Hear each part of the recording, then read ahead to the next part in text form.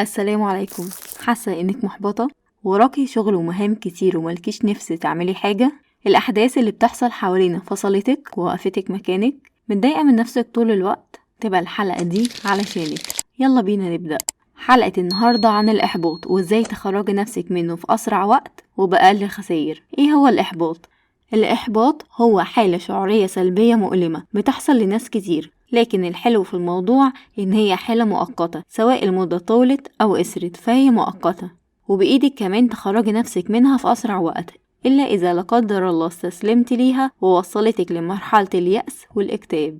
طب ايه سبب الإحباط؟ الإحباط بيحصل نتيجة الفشل المتكرر في مواقف كتير، وإنك محققتيش هدف معين حطيتيه لنفسك، أو إنك ما عملتيش اللي عليكي وبذلتي مجهود علشان توصلي للي انت عايزاه. وأهم سبب بيوصل للإحباط هو إن أفعالك تبقى عكس كلامك. والإحباط أنواع، مهم تعرفي ايه نوع الإحباط اللي عندك علشان تعرفي تعالجيه من الأساس وتحلي أصل المشكلة. في إحباط بسبب العجز، وده بيحصل من كتر التسويف وتأجيل المهام اللي عليكي والخوف من إنك تجربي أي حاجة جديدة.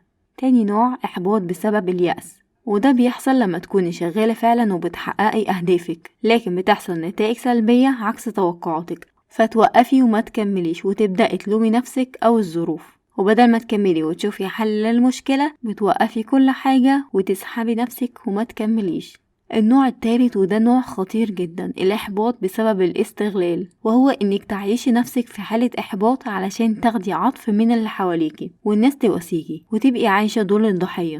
وده بيحصل بوعي منك أو من غير وعي، يعني بتبقي عارفة كويس قوي انت بتعملي ايه، أو بتحصل تلقائي من غير ما تكوني واخدة بالك. علشان كده لازم تكوني صريحة وصادقة مع نفسك علشان تخرجي نفسك من الدايرة دي. ودلوقتي نيجي للسؤال المهم، ليه لازم تخرجي نفسك من حالة الإحباط في أسرع وقت؟ أول حاجة، الإحباط هيخليكي في حالة قلق وغضب وحزن، وهيخليكي تتعاملي بعدوانية وعصبية مع نفسك ومع الناس اللي حواليكي، ولو عندك أولاد فده أكيد هيطلع عليهم. تاني حاجة، الإحباط هيوصلك إنك تعملي أي عادة من العادات السيئة زي الأكل الكتير والنوم الكتير والإهمال، وطبعا ده هيترتب عليه مشاكل من ناحية تانية خالص. تالت حاجة ومهمة جدا، إن الإنسان المحبط بيبقى فريسة سهلة جدا للشيطان، هيبعدك عن الصلاة والأذكار، مش هيبقى ليكي نفس تعملي أي حاجة، وبيزود الأفكار السلبية اللي لو الإنسان ساب نفسه ليها هتوصله لمرحلة الهلاك. علشان كده هي ليها فيديو كامل على القناة، هسيبلك اللينك بتاعه في صندوق الوصف، وطبقي الخطوات العملية اللي فيه كلها.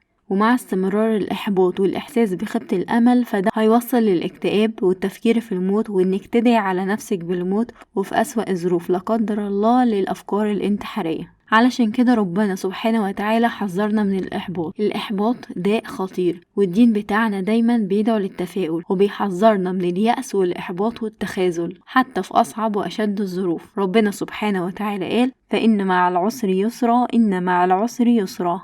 وكان الرسول صلى الله عليه وسلم يغضب لو شايف إحباط أو يأس في قلب أي مسلم أيا كانت الأسباب، لأنه بيدل على ضعف العقيدة والإيمان وسوء ظن بالله سبحانه وتعالى وضعف في التوكل عليه.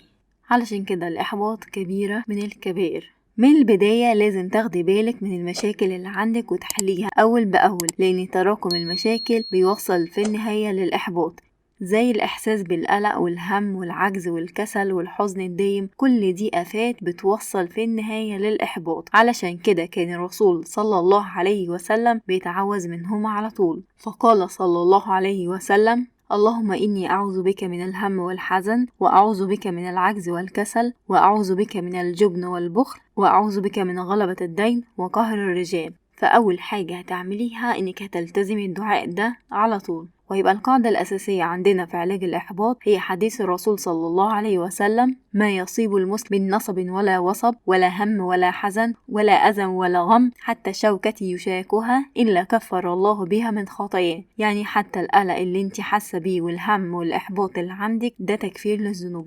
دعاء الرسول صلى الله عليه وسلم والحديث الشريف دي القاعدة والأساس اللي انت هتمشي عليها عشان تخفف من عندك الإحباط، ودي كمان هتبقى إحياء لسنة الرسول صلى الله عليه وسلم، فهتاخدي عليها حسنات كتير. نيجي لباقي الخطوات العملية. لو انتي شغالة كويس جدا وحصلت لك فترة انتكاسة ودخلتي في حالة الإحباط، أول حاجة هتعمليها انك هتركزي وتقعدي مع نفسك وهتعملي حاجة اسمها إقرار بالمشاعر، يعني هتقولي أنا حاسة دلوقتي إني محبطة، فهاخد أجازة يوم أو يومين بالكتير، ههدى وهرجع أكمل وهبقى أحسن من الأول.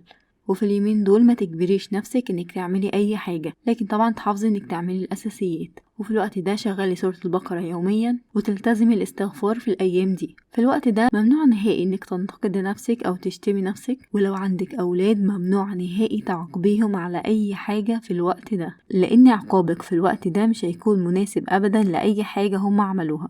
وفي الوقت ده عموما تهدي على نفسك خالص، وفي اليومين دول تعملي اي حاجة بتحبيها.